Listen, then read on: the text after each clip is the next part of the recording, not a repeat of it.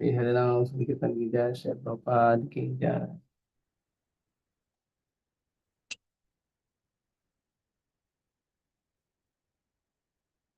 ओम नमो भगवते वासुदेवाय। ओम नमो भगवते वासुदेवाय। ओम नमो भगवते वासुदेवाय। हरे कृष्णा। तो हम पढ़ रहे हैं श्रीमद् भागवतम स्कंद 1 अध्याय 9 और श्लोक संख्या 19। अस्यानुभावं गो भगवान् वेद गुह्यतमं शिवः देवर्षिनारदः साक्षात् भगवान् कपिलो नृपा। अस्यानुभावं भगवान् वेद गुह्यतमं शिवः देवर्षिनारदः साक्षात् भगवान् कपिलो नृपा। अस्यानुभावं भगवान् वेद गुह्यतमं शिवः देवर्षि नारदः साक्षात् भगवान् कपिलो नृपा। पढ़िए।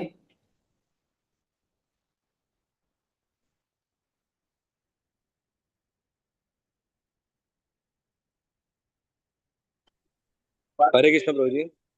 अस्यानुभावान् भगवान् वेद गुह्यतम् शिव देवर्षि नारद साक्षात् भगवान् कपिलो नृप। और कोई? हरे कृष्ण प्रभु जी। हाँ। अस्यानुभावं भगवान् वेद गुह्यतम् शिवः देवर्षिर्नारदः साक्षात् भगवान् कपिलो नृपः। और कोई? आप लोग हाथ उठा के रखेंगे तो आपको अनम्यूट कर दिया जाएगा। क्या हुआ? अनम्यूट करो। हरे कृष्ण प्रभु जी। हम्म। अस्यानुभाव भगवान् वेद गुह्यतं शिव देवर्षि नारद साक्षात् भगवान् कपिलो नृप। हरे कृष्ण। और कौन? बस, और कोई नहीं मैदान में? ठीक।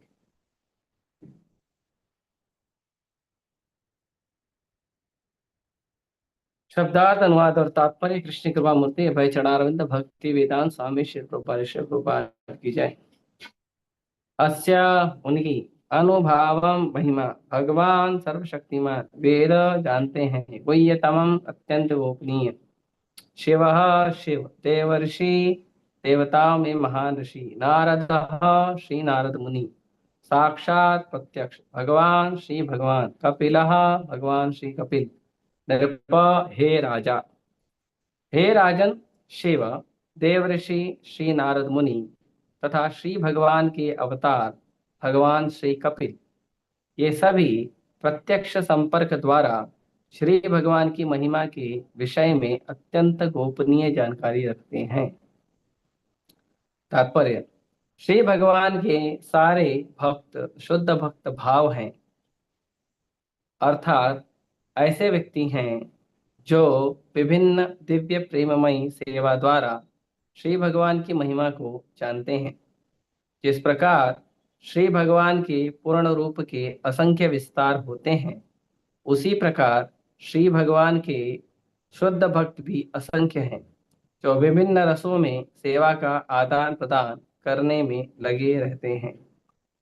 सामान्य रूप से श्री भगवान के 12 महान भक्त महाजन हैं, जिनके नाम हैं ब्रह्मा, नारद, शिव, कुमार, कुमारगण, भगवान श्री कपिल, मनु, प्रहलाद, भीष्मदेव, जनक, श्रील सुखदेव गोस्वामी, बलि महाराज तथा यमराज।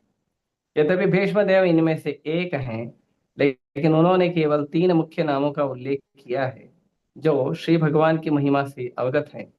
आधुनिक युग में महान आचार्य श्री विश्वनाथ चक्रवर्ती ठाकुर का कथन है कि अनुभाव या श्री भगवान की महिमा सर्वप्रथम आनंद विभोर भक्त द्वारा अनुभव की जाती है। जो प्रस्वेद, कंपन, रुदन, रोमहर्ष आदि लक्षणों द्वारा प्रकट होती है। और श्री भगवान की महिमा के एकनिष्ठ ज्ञान से इन अनुभवों में वृद्धि होती है। भावों के ऐसे विभिन्न रसों का आदान प्रदान यशोदा तथा श्री भगवान के मध्य श्री भगवान को रस्सी से बांधना तथा अर्जुन के साथ प्रेम के आदान प्रदान के रूप में श्री भगवान द्वारा रथ चलाने से होता है। श्री भगवान की यह महिमाएं उनके द्वारा अपने भक्तों के अधीन होकर प्रकट की जाती है। और श्री भगवान की महिमा का यह एक और लक्षण है। श्री सुखदेव गोस्वामी तथा कुमारगण दिव्य पद पर स्थित होकर भी भाव के अन्य गुणों द्वारा परिवर्तित होकर श्री भगवान के शुद्ध भक्त बन गए। भक्तों को कष्ट में डालना भी भगवान तथा भक्तों के बीच एक प्रकार के दिव्य भाव का आदान प्रदान है। श्री भगवान कहते हैं, मैं अपने भक्त को संकट में डालता हूँ और इस प्रकार मेरे साथ दिव्य भाव के आदान प्रदान से भक्त अधिक शुद्ध होता है। भक्त को भौतिक विपत्तियों में डालकर उसे मायावी भौतिक संबंधों से उद्धार करने की आवश्यकता होती है। यह भौतिक संबंध भौतिक भोग के आदान प्रदान पर आधारित है और यह भोग भौतिक साधनों पर निर्भर है। अतएव जब श्री भगवान इन भौतिक साधनों को छीन लेते हैं तब भक्त श्री भगवान की दिव्य प्रेममयी सेवा की ओर 100% आकृष्ट होता है। इस प्रकार श्री भगवान पतित आत्माओं को संसार के दलदल से बाहर निकालते हैं। श्री भगवान द्वारा भक्तों को प्रदत्त विपत्तियां पाप कर्मों से उत्पन्न विपत्तियों से भिन्न होती है। श्री भगवान की ये समस्त महिमाएं ब्रह्मा, शिव, श्री नारद मुनि, भगवान, श्री कपिल, कुमार तथा विष्णुदेव जैसे महाजनों को विशेष रूप से पता रहती है, जैसा कि ऊपर उल्लेख हो चुका है, और मनुष्य उनकी कृपा से ही इन्हें ग्रहण करने में समर्थ होता है। ओम अज्ञानतिमिरन्धस्य ज्ञानाञ्जनशलाकया चक्षुरुन्मिलितं येन तस्मै श्री गुरवे नमः। श्री चैतन्यमनोभीष्टं स्थापितं येन भूतले स्वयं रूप कदा मह्यं ददाति स्वपदान्तिकं। वन्देऽहं श्रीगुरो श्रीयुतापदकमलं श्रीगुरून् वैष्णवांश्च श्रीरूपं साग्रजातं सहगण रघुनाथान्वितं तं सजीवं साद्वैतं सावधूतं परिजनसहितं कृष्ण चैतन्यदेवं श्रीराधा कृष्णपादान् सहगण ललिता श्रीविशाखान्वितां च नमामि विष्णुपादाय कृष्णपृष्ठाय भूतले श्रीमते भक्तिवेदांत स्वामी निति नामिने। नमस्ते सारस्वते देवे गौरवाणी प्रचारिणे निर्विशेष शून्यवादी पाश्चात्य देशतारिणे। नमामि विष्णुपादाय कृष्णपृष्ठाय भूतले श्रीमते भक्ति सिद्धांत सरस्वती नामिने। श्रीवार्षभानवी देवी दयिताय कृपाब्धये कृष्ण संबंध विज्ञान दायिने प्रभवे नमः। माधुर्योज्ज्वल प्रेमाढ्य श्री रूपानुग भक्तिदा श्री गौर करुणा शक्ति विग्रहाय नमस्ते। नमस्ते गौरवाणी श्रीमूर्तये दीनतारिणे रूपानुगा विरुद्धा अपसिद्धांत ध्वांतहारिणे। नमो गौरकिशोराय साक्षात् वैराग्यमूर्तये विप्रलम्बरसाम्बोधे पादाम्बुजाय ते नमः। नमो भक्ति विनोदाय सच्चिदानन्दनामिने गौरशक्ति स्वरूपाय रूपानुभवराय ते गौराविर्भाव भूमि स्वं निर्दिष्टा सज्जन प्रिय वैष्णव सार्वभौम श्री जगन्नाथाय ते नमः। वाञ्छाकल्पतरुभ्यश्च कृपा सिन्धुभ्य एव च पतितानां पावनेभ्यो वैष्णवेभ्यो नमो नमः। नमो महावदन्याय कृष्णा प्रेम प्रदायते कृष्णाय कृष्ण चैतन्य नाम्ने गौरतुषे नमः। पंचतत्वात्मकं कृष्णं भक्तरूप स्वरूपकं भक्तावतारं भक्ताख्यं नमामि भक्तशक्तिकं। हे कृष्ण करुणा सिंधु दीनबंधु जगत्पते गोपेश गोपिका कांत राधा कांत नमोस्तुते। जयतां सुरतरोर्पंगो मम मंद मतिर्गति मत्सर्वस्य पादाम्बुजो राधा मदन मोहनो दिव्य बृंदारण्यकल्पद्रुमादः श्रीमद्रत्नाकार सिंहासनस्थौ श्रीमद् राधा शील गोविंद देवो पृष्ठा स्मरामि। श्रीमान् रासरसारम्भे वंशे भट्टटः स्थितः कर्षन् वेणु सुनैर्गोपी गोपीनाथः श्रीस्तुनः तप्त काञ्चन गौरांगी राधे वृंदावनेश्वरी वृषभानुसुते देवी प्रणमामि हरिप्रिये। जय श्री कृष्ण चैतन्य प्रभु नित्यानंद श्री अद्वैत गदाधर शिवासादि गौर भक्तवृंद। हरे कृष्णा कृष्णा कृष्णा हरे हरे, हरे राम राम राम हरे हरे।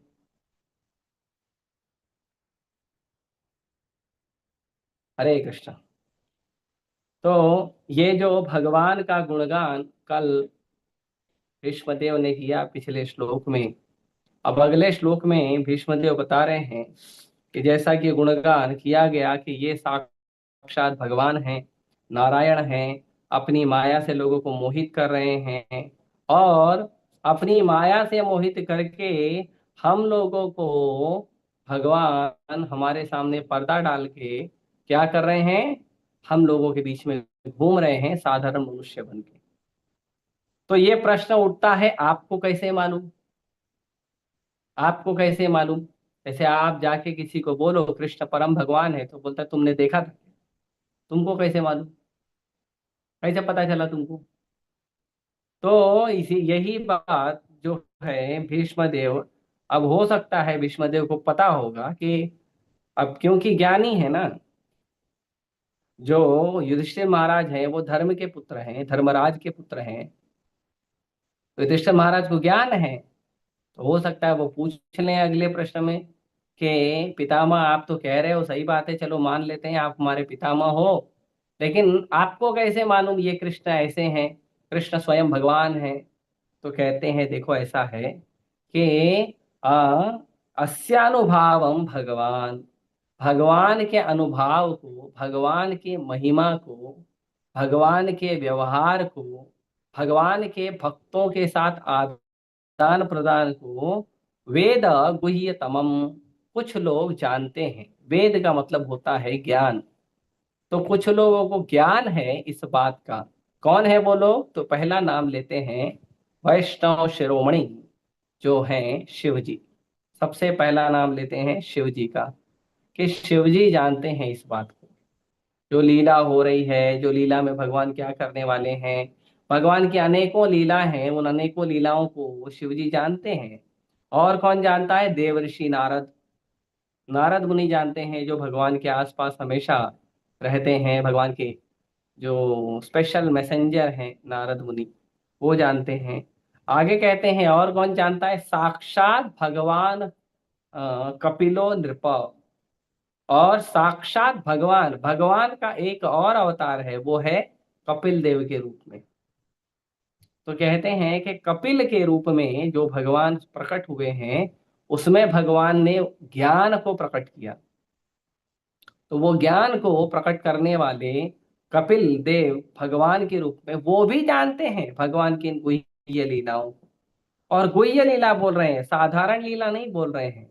गुह्य लीला क्यों बोल रहे हैं? क्योंकि क्या है, भगवान का संसार में जो प्रकट होने का, या भगवान की कितनी भी लीलाएं होती हैं, उसके दो कारण होते हैं। एक बाह्य कारण होता है, एक आंतरिक कारण होता है। बाह्य कारण होता है संसार को दिखाने के लिए, आंतरिक कारण होता है भगवान और भक्तों के आदान प्रदान के लिए। इसके लिए कह रहे हैं कि ये जो जानते हैं, शिव जी जानते हैं, ये जो भगवान आदान प्रदान कर रहे हैं, तो भगवान का ये जो गुह्य भाव है, अंदर का छुपा हुआ भाव है, वो जो भगवान के महान भक्त हैं वो जानते हैं। गुह्य भाव जैसे अ, जो चैतन्य महाप्रभु धरती पे प्रकट हुए, तो चैतन्य महाप्रभु धरती पे क्यों प्रकट हुए? भगवान कृष्ण चैतन्य महाप्रभु के रूप में क्यों प्रकट हुए?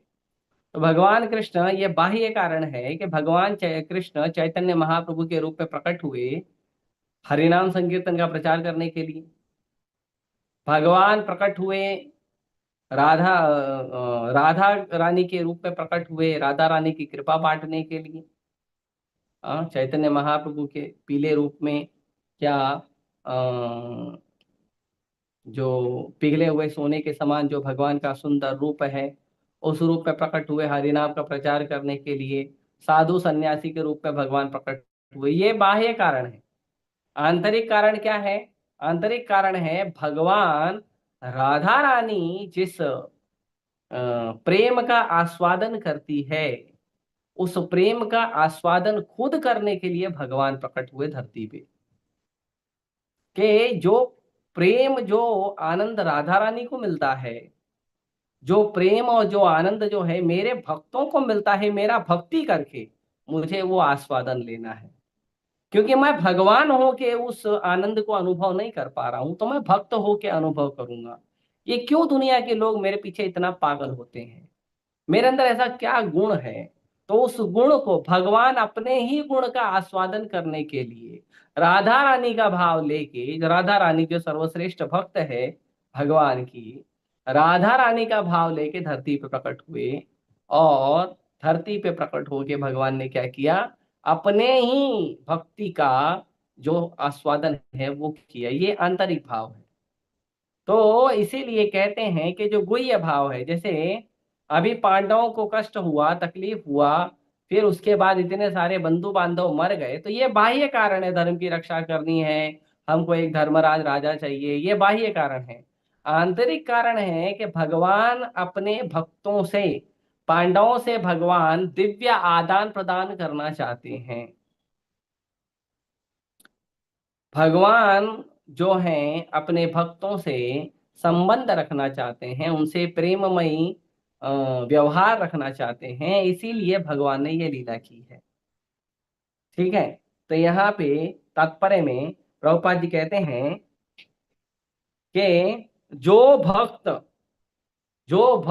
भगवान के महान भक्त हैं, वो जो भक्त भगवान की महिमा को जानते हैं, वो लोग भगवान की महिमा को कैसे जानते हैं? तो कह रहे हैं वो जानते हैं भगवान की महिमा को दिव्य प्रेममयी सेवा करके, योग करके, तपस्या करके, साधना करके भगवान को नहीं जानते हैं।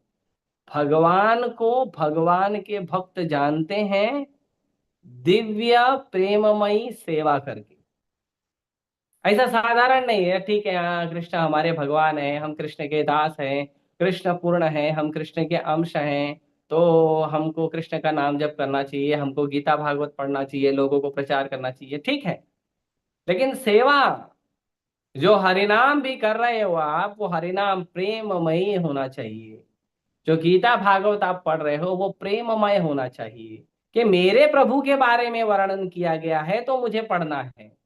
इसीलिए गीता भागवत मत पढ़िए कि हमारे काउंसलर ने कहा है, या हमारे गाइड ने कहा है, हमारे मेंटर ने कहा है कि आपके साधारण रिपोर्ट में 1 घंटे का रीडिंग आना चाहिए। तो इसीलिए नहीं पढ़ना है, बाय फोर्स नहीं, by love. I want to know about Krishna, मुझे कृष्ण के बारे में जानना है, क्योंकि कृष्ण मेरे प्रभु हैं, कृष्ण मेरे स्वामी हैं, कृष्ण मेरे दाता हैं, उसके लिए जानना है। कृष्ण मेरे नाथ हैं, इसलिए पढ़ना चाहिए। कृष्ण के बारे में लेक्चर सुनना चाहिए वरिष्ठ भक्तों से कि मैं तो कृष्ण के बारे में जानता नहीं हूं अच्छे से, लेकिन जो भक्त कृष्ण के बारे में जानते हैं उनके बाद उनसे अगर कम से कम मैं सुनने का प्रयास करूं, तो ये प्रेम का भाव होना चाहिए। हाँ, कृष्ण के लिए कुकिंग क्यों करना है? अभी घर में भगवान है तो क्या करें, घर में भगवान बैठे हैं तो 2 टाइम कुकिंग करके खिलाना तो पड़ेगा ना? नहीं, प्रेम से खिलाओ। 2 टाइम क्यों, 3 टाइम खिलाओ, 4 टाइम खिलाओ, 5 टाइम खिलाओ, 6 टाइम खिलाओ, 10 टाइम खिलाओ। जो खाना है वो सब भगवान को भोग ला के खा खिलाओ। भगवान को हर समय खिलाओ, जब आपकी इच्छा हो तब खिलाओ। भगवान तो आप सनातन गोस्वामी की तरह भगवान को आटे का गोला बना के, पानी आटा मिक्स करके आटे का गोला बना के, गेहूं के आटे का, और उसको आग में ऐसा झोंक के, आग में पका के, बिना नमक के सूखा भगवान को दे दो और भोग लगा दो, वो भी खा लेंगे भगवान दिन भर में 1 बार। यशोदा मैया की तरह आप भगवान को दिन में 7 बार भोग लगाओ, वो भी चलेगा। हर मंदिर में प्राय यही होता है, दिन में 7 बार भोग लगता है, वो भी चलेगा। और यशोदा मैया ने गोवर्धन के जो गोवर्धन पूजा के दूसरे दिन भगवान को 56 भोग लगाया था, तो भगवान 56 भोग भी स्वीकार करते हैं। और जगन्नाथ जी की तरह भगवान 56 भोग दिन में 56 बार स्वीकार करते हैं। हर 20 मिनट में भगवान की थाली चेंज होती है, और भगवान का हाथ जो है कभी सूखता नहीं है। महाराज प्रताप रुद्र ने, इंद्रदुम्न महाराज ने जो है भगवान से प्रार्थना की थी कि भगवान आपका हाथ नहीं सूखना चाहिए कभी, मैं आपको इतना इतना भोग लगाऊंगा कि आपका हाथ कभी नहीं सूखना चाहिए। तो भगवान को भोग लगाना है तो उसमें भी भाव होना चाहिए कि आज मैं ये नया भगवान को बना के खिलाऊंगा, आज मैं ये ऐसा करूंगा, ये बढ़िया कुकिंग में करूंगा। कहीं आप जाओ, कहीं मिलो किसी से, आपने कोई नया डिश देखा है, वो उसके लिए जाओ, बढ़िया प्रेम से उसके लिए सामान खरीद के लेके आओ, पूरा चेतना से लेक्चर सुन के, ताम जप करके, ग्रंथों को पढ़ के, अच्छा एकदम शुद्ध चेतना बना के भगवान के लिए सुंदर कुकिंग करो। हाँ, एकदम भाव से कि भगवान के लिए बना रहे हैं, और बनाने के बाद भोग लगा के आप बाद में आप पाइए बढ़िया एकदम भगवान का महाप्रसाद। तो भाव से होना चाहिए। प्रचार कर रहे हो तो प्रचार करते समय भी भाव होना चाहिए। क्या भाव होना चाहिए प्रचार करते समय? ये भाव होना चाहिए कि किसी प्रकार वैष्णव के, आचार्यों के, गुरुजनों के, गुरु परंपरा के, भगवान की कृपा से किसी प्रकार मुझे भगवान की भक्ति करने का ये सुंदर स्वर्णिम अवसर मुझे प्राप्त हुआ है। अब इस सुंदर अवसर को मैं भगवान के बाकी अंशों तक भी पहुंचाऊं। संसार के सारे जीव भगवान के अंश हैं।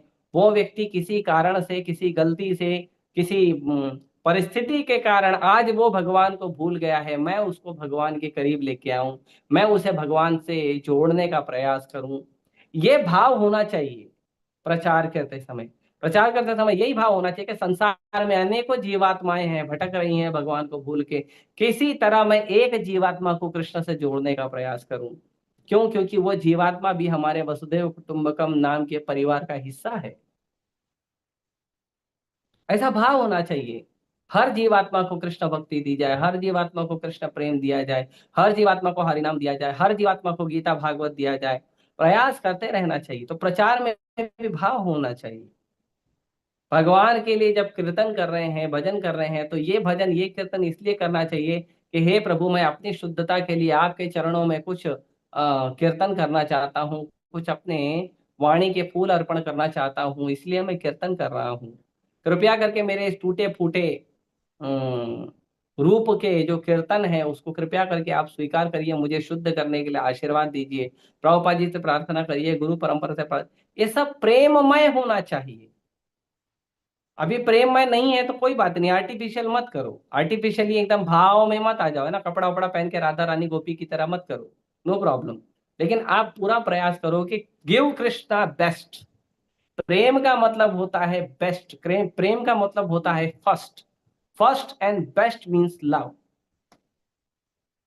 प्रेम का मतलब होता है पहला, प्रेम का मतलब होता है सर्वोत्तम। जब हम कृष्ण को सर्वोत्तम और सबसे पहली वस्तु कृष्ण को देने का भाव रखेंगे, वो असली प्रेम है। तो इसीलिए कृष्ण को जाना जाता है प्रेममयी भक्तिमयी सेवा करके। प्रेममयी भक्ति से ही कृष्ण को कोई भी जान सकता है। शिव जी जानते हैं कृष्ण को कैसे? प्रेममयी सेवा करके। नारद जी जानते हैं कैसे? प्रेममयी सेवा करके।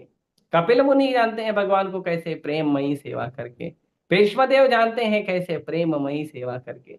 भगवान की प्रेममयी, एकदम प्रेम से, भाव से भगवान की सेवा करते हैं। आप ही मेरे स्वामी हो, आप ही मेरे भगवान हो, आप ही मेरे नाथ हो, आप ही मेरे दाता हो, सब कुछ आप हो प्रभु, सब कुछ आप हो। इसीलिए मेरे जीवन का सर्वस्व, मेरे जीवन का हर क्षण, हर पल, हर धन, हर यश, सब कुछ भगवान केवल आपके लिए उपयोग करना है, मुझे संसार में और किसी के लिए उपयोग नहीं करना है। ये भाव भगवान के शुद्ध भक्तों का होता है। भगवान के शुद्ध भक्त भगवान को सब कुछ दे देते हैं, सब कुछ। वो कभी अपने पास, उनके लिए कोई रिजर्वेशन होता ही नहीं है। कोई रिजर्वेशन अपने, ये आइटम मेरे लिए, ये आइटम कृष्ण के लिए, ये आइटम मेरे लिए, ये item Krishna, no. Everything belong to Krishna. सब कृष्ण का है। अगर कृष्ण की कृपा से, कृष्ण के प्रसाद के रूप में मुझे कुछ मिलता है तो वो मेरा भाग्य है। ऐसा भाव होता है भगवान के भक्तों का। तो इस तरह से प्रभुपाद जी बता रहे हैं। 12 महाजन के नाम मैंने कल बताए थे, आज प्रभुपाद जी के तात्पर्य मिल गया आपको। ब्रह्मा जी हैं, नारद मुनि हैं, शिव जी हैं, कुमारगण हैं। कुमारगण मतलब 4 भाई हैं। हाँ, सनक, सनातन, सनंदन, सनत कुमार। तो चार भाई हैं। भगवान कपिल देव, मनु महाराज, प्रहलाद महाराज, भीष्मदेव, जनक महाराज, सुखदेव गोस्वामी, बलि महाराज। ये 12 महाजन हैं। और एक आखिर, ये 12 महाजन हैं।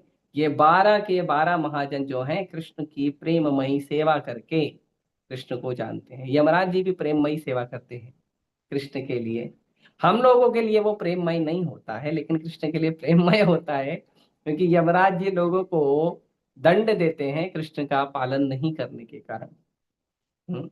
और वो दंड देकर लोगों को शिक्षा देते हैं, सुधारने का भाव रखते हैं कि मेरे दंड से शायद ये व्यक्ति सुधर के कृष्ण के चरणों में वापस चला जाए। ये यमराज जी का भाव है। यमराज जी का भाव नहीं डालो उस साले को कढ़ाई में, नहीं, वो भाव यमराज जी का नहीं।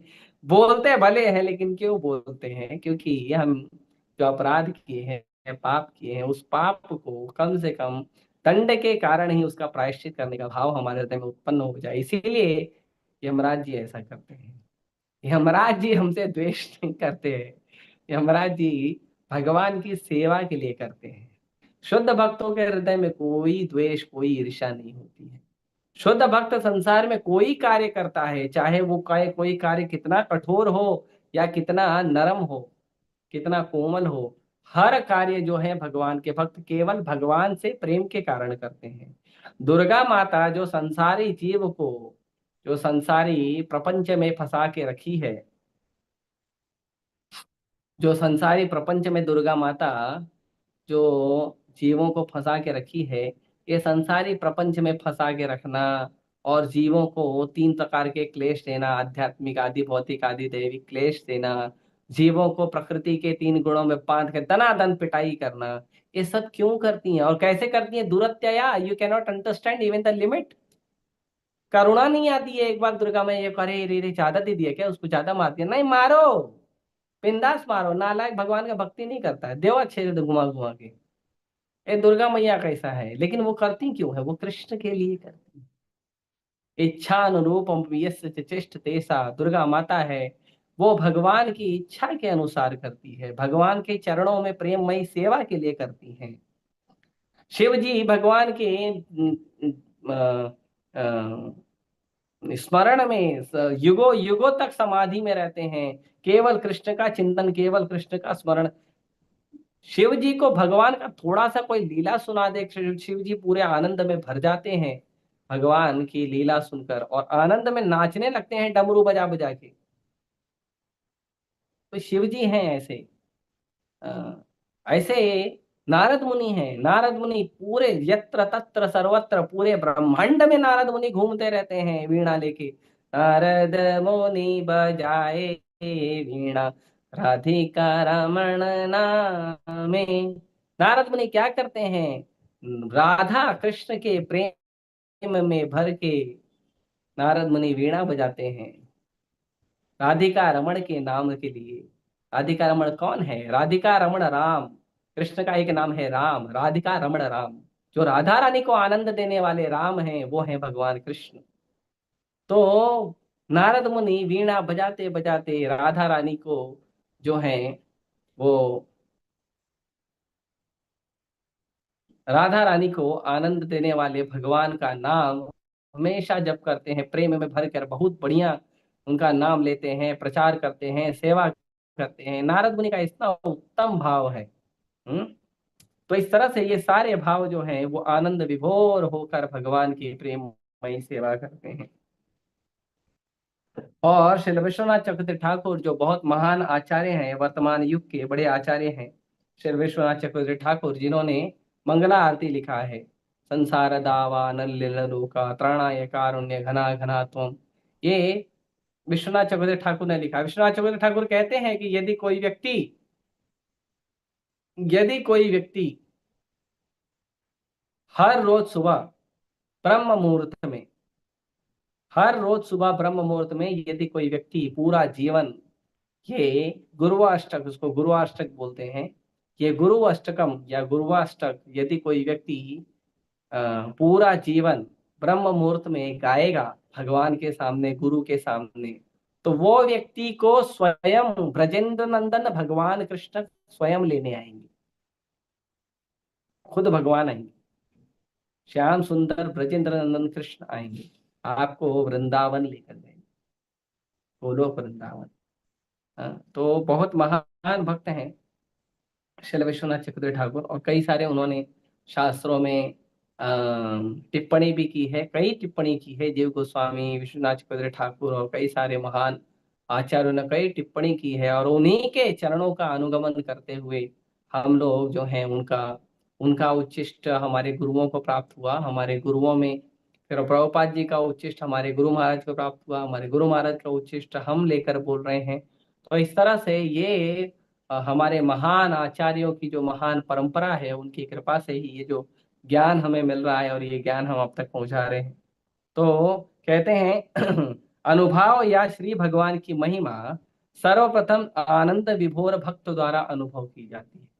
भगवान का ये जो अनुभव है, ये जो महिमा है ना, ये कब प्रकट किया जाता है पता है? सबसे पहले भगवान का वो भक्त जो आनंद में एकदम विभोर हो गया है, आनंद में बाहरी चेतना खो गया है, उसको केवल आंतरिक चेतना है कृष्ण के साथ, कृष्ण के संबंध की आंतरिक चेतना में है, केवल वही भक्त आस्वादन कर पाता है, बाकी कोई नहीं,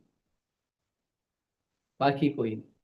बाहर संसार में क्या हो रहा है क्या नहीं हो रहा है कोई फर्क नहीं, आंतरिक चेतना में वो केवल कृष्ण के चिंतन में है, केवल कृष्ण के लीलाओं में स्मरण में लगा हुआ है। जैसे कहते हैं नित्य लीला करे गौर राय, कोनो कोनो भाग्यवान दर्शन पाए। चैतन्य महाप्रभु तो नित्य लीला करते हैं, लेकिन कोई कोई भाग्यवान है जिन्हें भगवान की उन लीलाओं का दर्शन होता है। हाँ? तो वो कैसे, वो भक्त कैसे होते हैं, वो आनंद की स्थिति क्या होती है? तो जो अष्ट सात्विक विकार होता है, रोए खड़े होना, गला रुद्ध हो जाना, आंखों से अश्रु जल बह जाना, ऐसे करके 8 प्रकार की हमारे शरीर में विकार आते हैं, वो प्रेम के, भगवान से प्रेम के विकार आते हैं। कभी शरीर एकदम पानी की तरह बहने लगता है, कभी हाथ पैर अंदर हो जाते हैं, छोटे हो जाते हैं। तो इस तरह से अनेकों विकार आते हैं। जैसे जगन्नाथ भगवान है, जगन्नाथ बलदेव सुभद्रा, भगवान कृष्ण के जो विकार है वो भक्तों के प्रेम में विकार आया है, भक्तों के प्रेम में वो भगवान का रूप चेंज हो गया है, जगन्नाथ बलदेव सुभद्रा का रूप। तो ये आनंद का जो, जब तक भगवान के भक्त भगवान के प्रेम के आनंद का अनुभव नहीं करेंगे, तब तक भगवान की महिमा नहीं समझ में आएगी, नहीं आएगी। समझे? तो बता रहे हैं कि ऐसा जो भाव है, ऐसा भाव यशोदा मैया ने आस्वादन किया भगवान के साथ, भगवान अ, कृष्ण के साथ यशोदा मैया ने किया। कब किया? जब यशोदा मैया भगवान को उखल से बांध रही थी, रस्सी से। जो भी दामोदर लीला आएगा, कार्तिक महीना बहुत जल्दी शुरू होने वाला है, तो दामोदर महीना आएगा, तो दामोदर महीना में जो श्रीमती यशोदा देवी है, उन्होंने भगवान को उखल से बांधा था, और पूरा एक यशोदा दामोदर को घी का दीपक दिखाते हैं। वो एक बार दीपक दिखाना, ऐसे तो भक्त लोग पूरे महीने 2 बार दिखाते हैं, दिन में एक बार, रात में एक बार, या कुछ कुछ जगह पे दिन में एक बार दिखाते हैं। तो एक बार भगवान को वो जो दीपक आपने दिखाया ना, उसकी महिमा ये है कि सुमेरु पर्वत इतना आपका जो बड़ा पाप है, वो एक बार दिया दिखाने से जल के राख हो जाता है। कार्तिक महीने में दिया दिखाने, कार्तिक महीने में यशोदा दामोदर को दिया दिखाने से। हाँ, तो बहुत महिमा है कार्तिक महीने महीने में भगवान का भजन करना, नाम जप करना, भगवान को दिया दिखाना, भगवान को प्रणाम करना, भगवान का स्तुति करना, ये सब कार्तिक महीने में बहुत महिमा है। भगवान का सेवा भजन करने का बहुत महिमा होता है।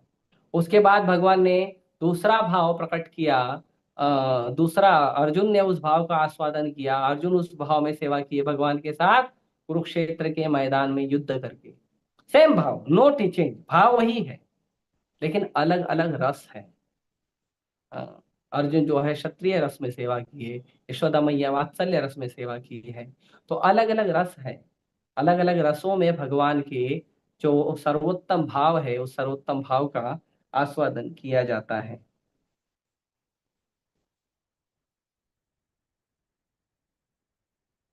हरि हरि। श्रील सुखदेव गोस्वामी तथा कुमारगण दिव्य पद पर स्थित होकर भी भाव के अन्य गुणों द्वारा परिवर्तित होकर भगवान के शुद्ध भक्त बन गए। सुखदेव गोस्वामी और कुमारगण जो थे वो पहले भगवान के भक्त नहीं थे। ये लोग पहले निर्विशेषवादी थे, मतलब भगवान का कोई रूप नहीं स्वीकार करते थे। लेकिन भगवान की लीला सुनने के बाद ये लोगों के हृदय में परिवर्तन आया और ये बाद में भगवान के शुद्ध भक्त बन गए। सुखदेव गोस्वामी भागवतम का जब 2 श्लोक सुने, अहो बकियम स्तन कालकूटम और वरहा पीड़म नटवर वपुः, ये जो 2 श्लोक सुने, उसके बाद आके श्रीमद् भागवतम सुने, उसके बाद वो भगवान के शुद्ध भक्त बने। और कुमार गण जब गए थे वैकुंठ लोक, और जहाँ पे उन्होंने जय विजय को श्राप दिया, उसके बाद जब भगवान वैकुंठनाथ, जब भगवान आए वैकुंठ के द्वार पे, और भगवान के चरण की तुलसी का जब सुगंध इन चारों कुमारों के नाक में गया, तो केवल सुगंध लेने से ये भगवान के शुद्ध भक्त बन गए। इसीलिए आप देखेंगे भगवान के चरण में चढ़ाए हुए फूल को सूंघना चाहिए।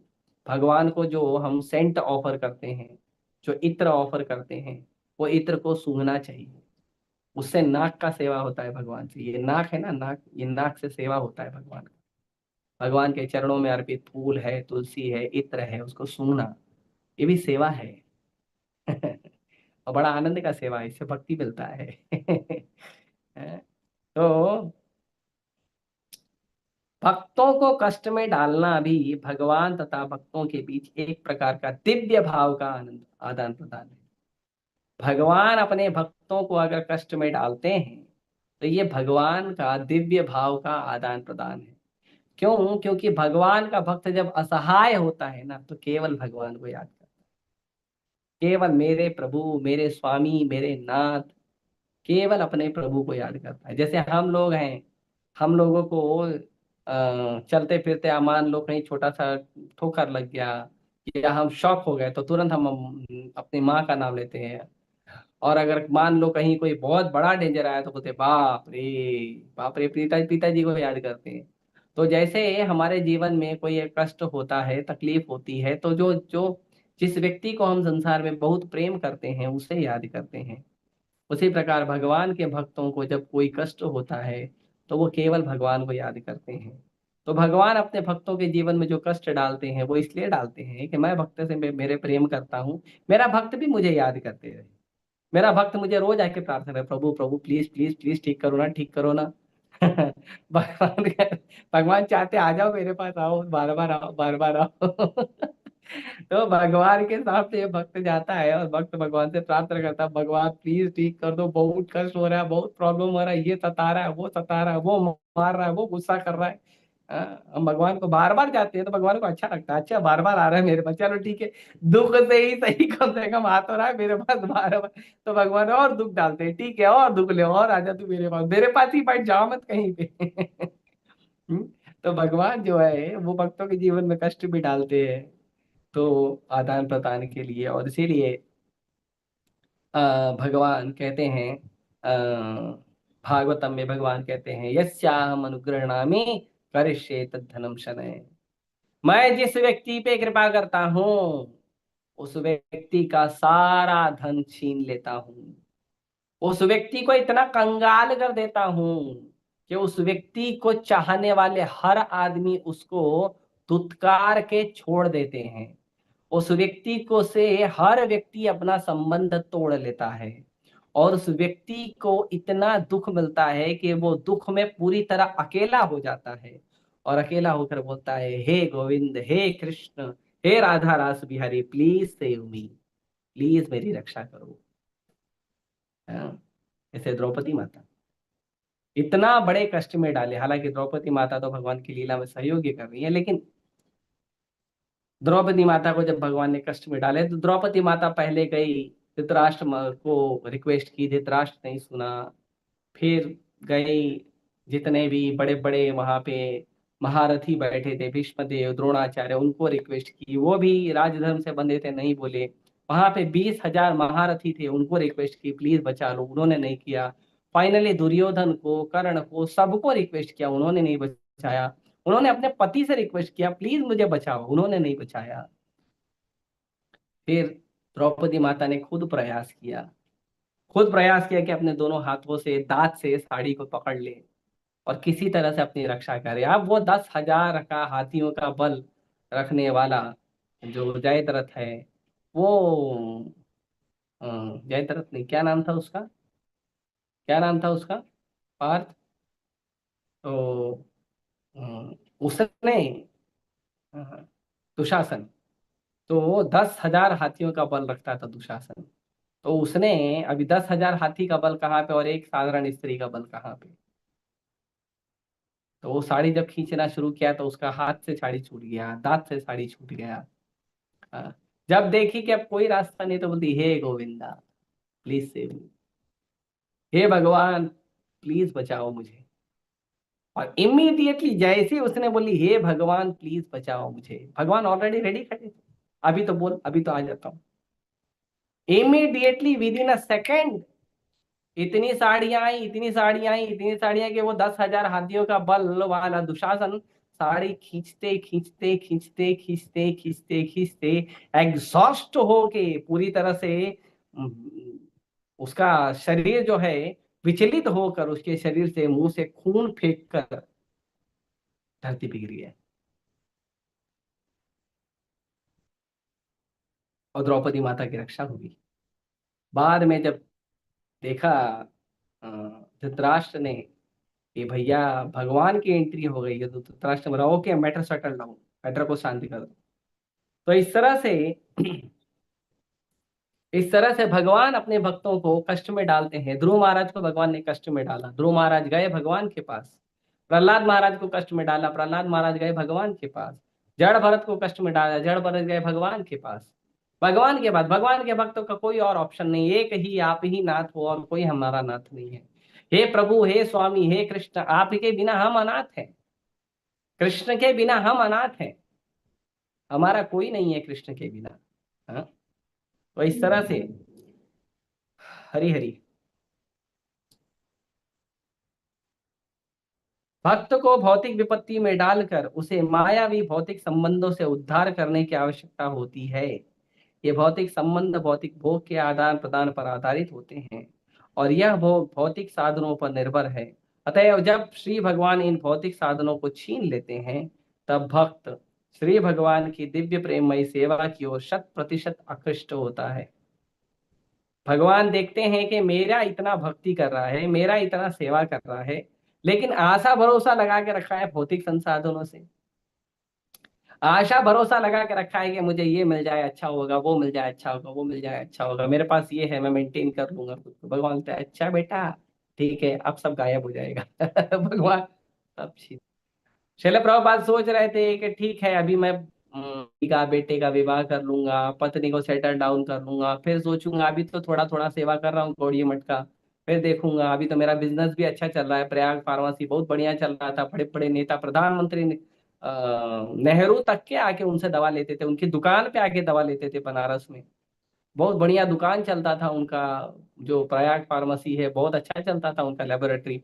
तो बहुत अच्छा बिजनेस चल रहा था, उनका ऑफिस बहुत अच्छा था, उनके घर में पत्नी थी, हालांकि पत्नी फेवरेबल नहीं थी, लेकिन पत्नी भी थी और बच्चे भी थे। वो सोचे मैं सब जिम्मेदारी करते करते भगवान का सेवा करूं। भगवान बोले थे ये तो गड़बड़ है, मुझे तुम्हारा टाइम अभी चाहिए। कैसे चाहिए? तो भगवान के तो प्रभुपाद जी के फैक्ट्री में आग लग गई, प्रभुपाद जी के ऑफिस में चोरी हो गई और उनकी पत्नी से अनबन हो गई। और प्रभुपाद जी बोले thank you very much Krishna. उस समय प्रभुपाद जी ने इस श्लोक को पढ़ा था, यस्याहम अनुगृह्णामि करिष्ये तद्धनम शनैः। हे प्रभु बहुत कृपा है आपकी, बहुत कृपा है आपकी कि मुझसे मेरा परिवार छूट गया, मुझसे मेरी फैक्ट्री छूट गई, मुझसे मेरा ऑफिस छूट गया, मैं कंगाल हो गया हूँ, मैं सड़क पर कंगाल होके घूम रहा हूँ, ये आपकी कृपा है। क्यों? क्योंकि अब मैं बहुत मुक्त हूँ, अब मैं संन्यास ले सकता हूँ। और प्रभुपाद जी इमीडिएटली बिना टाइम वेस्ट किए गए, तुरंत संन्यास ले लिए। तो भगवान के भक्त जो हैं, भगवान के भक्तों के जीवन में जो विपत्ति आती है तो तुरंत भगवत जो तुरंत संसार गया, तेल लेने संसार नहीं चाहिए हमको, संसार हम जा रहे हैं कृष्ण के पास। संसार संभालो संसार वालों, हम चले संसार के स्वामी के पास। तो भगवान के भक्त तुरंत कृष्ण के पास जाते हैं, भगवान के पास जाते हैं। शत प्रतिशत भगवान की तरफ आमुख हो जाते हैं और भगवान की तरफ आमुख होकर भगवान के पास रहते हैं। इसी प्रकार श्री भगवान पतित आत्माओं को संसार के दलदल से बाहर निकालते हैं। तो पतित जीव है। हालांकि प्रभुपाद जी ने अपनी लीलाओं के द्वारा सिखाया है। प्रभुपाद जी के बारे में तो पहले ही कहा जा चुका था। प्रभुपाद जी एक बड़े प्रचारक बनेंगे, सन्यासी बनेंगे, 7 समुंदर पार जाएंगे, 108 मंदिरों की स्थापना करेंगे। प्रभुपाद जी के बारे में तो पहले से ही बताया था। लेकिन भगवान इसी प्रकार हम लोगों के जीवन में जब भगवान कष्ट भेजते हैं तो भगवान हमारा भक्ति बढ़ाने के लिए कष्ट भेजते हैं, भक्ति छोड़ने के लिए, रोने के लिए, बिलखने के लिए नहीं। इसीलिए जब हमारे जीवन में कोई कष्ट आए, परेशानी आए, दुख आए, तुरंत हरि नाम बढ़ा दो, तुरंत भागवत गीता रीडिंग बढ़ा दो, गीता भागवत रीडिंग कर को पढ़ा दो, तुरंत जो हमारा भगवान का सेवा है उसको बढ़ा दो, लेक्चर सुनना बढ़ा दो। हाँ, ये सब तुरंत बढ़ा देना चाहिए। भगवान का सेवा बढ़ा देना चाहिए, भक्तों से मिलना चाहिए, बार बार मंदिर जाना चाहिए। आप फ्री बैठे हैं, करना क्या, करो भगवान की सेवा करेंगे और भगवान रास्ता दिखाते हैं। उसी में भगवान रास्ता दिखाते हैं। Don't sit free, don't sit idle, do something for Krishna. ऐसे बेकार मत बैठो, कुछ ना कुछ कृष्ण का सेवा करो, कुछ ना कुछ सेवा करो। कुछ नहीं है तो अपना डायरी निकालो, अपनी फोन डायरी निकालो। आपके फोन में कितने लोग हैं, 200 500 600 लोग हैं ना, सबका नंबर निकालो। उसमें कौन कौन फेवरेबल है सबका नंबर निकालो। आपके आसपास कौन रहता है निकालो, उसको फोन करो, बोलो हमारा रोज भागवतम क्लास होता है, उसको ज्वाइन करो। फोन करो उनको, बोलो हमारे आसपास के इस्कॉन मंदिर में जाओ। कुछ तो करो, फॉलो अप करो, कॉलिंग करो, उनको सेवा दो, उनको भगवान के कथा सुनने के लिए बुलाओ, उनको लेक्चर सुनने के लिए बुलाओ, उनको नाम जप करने के लिए बोलो, उनको भागवत पढ़ने के लिए बोलो। Do something, don't sit idle, खाली मत बैठो, कुछ करो। तो भगवान की कृपा हमें, कृपा जो है हमें प्राप्त होगी। भगवान की कृपा को आकर्षित करने के लिए भगवान की सेवा के अलावा कोई दूसरा रास्ता नहीं। भगवान की कृपा को आकर्षित करने के लिए केवल एक ही रास्ता है, दिव्य प्रेममयी सेवा, बस, और कुछ नहीं। और अगर आपके पास समय बिल्कुल नहीं है तो समय निकालो कृष्ण की सेवा करने के लिए। नहीं प्रभु जी मेरे पास तो टाइम ही नहीं रहता, प्रभु जी मैं सुबह उठता हूँ, शाम तक बिजी रहता हूँ, फिर शाम को सोता हूँ, फिर सुबह तक भी सोने में बिजी रहता हूँ, और ऐसे 24 घंटा में बिजी रहता हूँ। वेरी नाइस, वेरी गुड, अब टाइम निकालो। हाँ? आप संसार के लिए बिजी हो, लेकिन संसार के लिए बिजी होने के बावजूद आप कृष्ण के लिए टाइम निकाल रहे हो, दिस इज वेरी इंपॉर्टेंट। और कृष्ण को अच्छा लगता है कि देखो संसारी चीजों में फंसा है भले, लेकिन बेचारा बहुत संघर्ष करके मेरे लिए समय निकाल के मेरे पास आता है। Krishna becomes extremely happy, extremely pleased, खुश होते हैं भगवान। रीजन मत दीजिए, मत दीजिए अलग अलग प्रकार के आपके जो कारण है वो मत बताइए, करिए कृष्ण के लिए करना से। बहुत सारा समय है, बहुत सारा सेवा करो, बिल्कुल समय नहीं है, थोड़ा सेवा करो, लेकिन सेवा जरूर करो, सेवा छोड़ो मत। तो इस प्रकार जो से प्रेममयी सेवा है वो भगवान की जानते हैं। तो इस प्रकार संसार के लोगों को भी विपत्ति में डालकर, अपने भक्तों को विपत्ति में डालकर भगवान उस व्यक्ति से, उस भक्त से जो आदान प्रदान, दिव्य आदान प्रदान करते हैं, ये जो सीक्रेट है, ये जो आंतरिक भाव है, ये जो गुह्य भाव है, ये गुह्य भाव को 12 महाजन जानते हैं, भगवान के शुद्ध भक्त जानते हैं। कभी कभी कुछ भक्त आके बोलते हैं, प्रभु जी मेरे जीवन में जो इतना दुख आया ना, एक्चुअली मेरे जीवन में ये सारा दुख जो है ना मुझे हेल्प कर रहा है।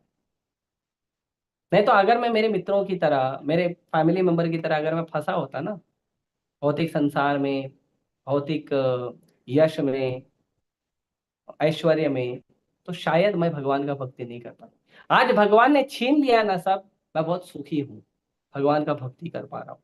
नहीं तो बहुत पछड़े में पड़ा हुआ था। कभी कभी कुछ भक्त आके मुझे अपना रियलाइजेशन बताते हैं, अपना अनुभव बताते हैं। तो ये भगवान का गुह्यतम भाव है कि भगवान भक्तों को अपने करीब बुलाते हैं, कभी कभी दुख देकर भी कृष्ण अपने करीब ही बुलाते हैं। अपने से दूर करने के लिए कृष्ण दुख नहीं देते हैं। बहुत अच्छा भक्ति कर रहा है तो और दुख देंगे, और अच्छी भक्ति करो, मेरे पास ही रहो, कहीं जाने का नहीं, डोंट गो एनीवेयर, कहीं नहीं जाने का। Krishna is the most positive personality. Krishna जो है वो बहुत पॉजेसिव है, बहुत कृष्ण स्वार्थी है। नहीं, मेरे को छोड़ के कहीं नहीं जाना, मेरे पास ही रहने का, डोंट गो एनीवेयर। मेरे पास ही रहो, मेरे पास ही सेवा करो, मेरे पास ही प्रसाद खाओ, मेरे पास ही सो जाओ, मेरा ही नाम जप करो, मेरा ही कीर्तन करो, मेरे पास ही रहो। ना वो रिश्तेदार से मिला, ठीक है, उसको जाओ, कृष्ण भक्ति तो मेरा, मेरे स्मरण में, मेरे प्रचार में लगे रहो, पर मुझे छोड़ के कहीं मत जाओ। कृष्ण इस तरह का लीला करते हैं, और ये जो गुह्य भाव है, ये कृष्ण के गुह्य भाव को कृष्ण के जो श्रेष्ठतम भक्त हैं वो जानते हैं। इस तरह से इस तरह से बता रहे हैं कि महाजनों को नहीं, श्री भगवान द्वारा भक्तों को प्रदत्त विपत्तियां पाप कर्मों से उत्पन्न विपत्तियों से भिन्न होती है। तो कभी कभी ऐसा नहीं सोचना, हालांकि भक्त ऐसे ही सोचते हैं कि शायद मेरा कोई पाप होगा, मुझे भोगना पड़ रहा है, पर ऐसा नहीं है। भगवान कभी कभी अपने भक्तों को दुख देते हैं अपनी ओर आकर्षित करने के लिए। उसका मतलब नहीं है कि उस भक्त का पाप है, नहीं, पाप नहीं है। भगवान ऐसे है, विजय विजय का कौन सा पाप था? वैकुंठ में कौन सा पाप होता है? वैकुंठ में तो कोई पाप नहीं होता, लेकिन भगवान बोले नहीं, जाओ जाओ धरती पे, आपको चतुर कुमार ने कहा है जाओ धरती पे असुर बनो। अब कोई पाप नहीं किया, फिर भी असुर बने। क्यों असुर बने? भगवान की इच्छा। भगवान अपनी इच्छा से अपने भक्तों का असुर बनाए। क्यों? भगवान को फाइटिंग स्पिरिट एंजॉय करना था। और ये भक्तों ने सोचा कि भगवान को यहाँ पे लड़ने वड़ने का तो कोई एंजॉयमेंट मिलता नहीं है, ऐसा WWE होता ना लड़ने वड़ने का एंजॉयमेंट, तो वो तो मिलता नहीं है भगवान को। जैसे आजकल लोग शूटिंग का गेम खेलते हैं ना, वो क्यों खेलते हैं? क्योंकि जो फाइटिंग, जो एडवेंचर का जो स्पिरिट होता है ना, वो स्पिरिट सेटिस्फाई होता है। तो वैकुंठ में भगवान किससे लड़ेंगे? सब भगवान के भक्त हैं, लड़ेंगे किससे? भगवान के भक्त दूसरे भक्त से नहीं लड़ते वैकुंठ में, क्योंकि कुंठा है ही नहीं वहां पे, तो लड़ेंगे किससे? तो भगवान बोले ठीक है, धरती पे जाऊंगा लड़ने के लिए। तो धरती पे जाऊंगा तो भगवान से कौन लड़ेगा? भगवान से तो, भगवान का लड़ने के लिए भी भगवान को भगवान का भक्त ही चाहिए, दूसरा आदमी नहीं चाहिए। हाँ, ऐसे संसारी के चुन्नू मुन्नू बड़े बड़े जो अपराधी है ना संसार के लोग, भगवान उनसे नहीं लड़ते हैं, बेकार लोग। भगवान उनको पूछते भी नहीं है, उनके लिए माया काफी है। एक कोरोना भेज देगी, हरी बोल हो जाएगा। भूकंप भेज देगी, हरी बोल हो जाएगा। बाढ़ भेज देगी, हरी बोल हो जाएगा। ऐसे ही मर जाएंगे वो लोग।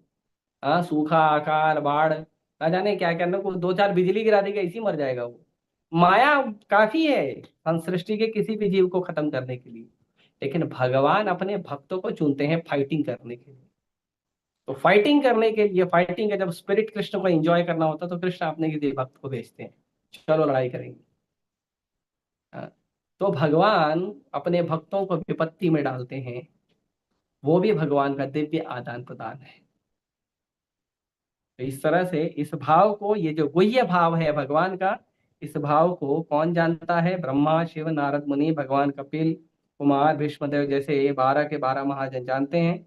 और जैसा कि ऊपर उल्लेख हुआ है, मनुष्य उनकी कृपा से ही इन्हें ग्रहण करने में समर्थ होता है। और ये जो भगवान के द्वारा जो दुख मिल रहा है ना, डायरेक्ट भगवान से जो दुख आ रहा है, ये डायरेक्ट भगवान से जो आने वाला दुख है, ये भगवान की कृपा से ही प्राप्त होता है, ऐसे प्राप्त नहीं होता। ऐ चुन्नू मुन्नू लोगों को, पाप पाप पुण्य में फंसे हुए लोगों को भगवान देते हैं। जो शरणागत भक्त है उसको भगवान दुख भी एकदम एक्सेलेंट क्वालिटी का देते हैं, ताकि वो भगवान को याद कर दे। ठीक है। हरे कृष्ण। किसी का कोई प्रश्न है तो पूछ सकते हैं, अनम्यूट करिए, बोलिए। हरे कृष्ण।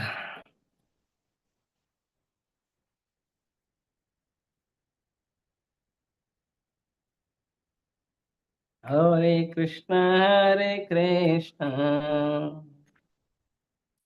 कृष्ण कृष्ण हरे हरे, हरे राम, राम राम हरे हरे, हरे कृष्ण हरे कृष्ण। किसी का प्रश्न नहीं है? बहुत बहुत धन्यवाद आप लोगों का, बहुत अच्छे भक्त हैं आप लोग, कोई प्रश्न नहीं होता है, अच्छी बात है। तो आप ध्यान रखिए, यदि आपके जीवन में कोई दुख आ रहा है तो उसके दो कारण हैं, या तो वो हमारा पाप है, या तो भगवान ने हमें स्पेशल फर्स्ट क्लास क्वालिटी का दुख देने के लिए चुना है। तो दुखी मत होइए, कृष्ण के पास आइए, ठीक है। हरे कृष्ण। धनराज।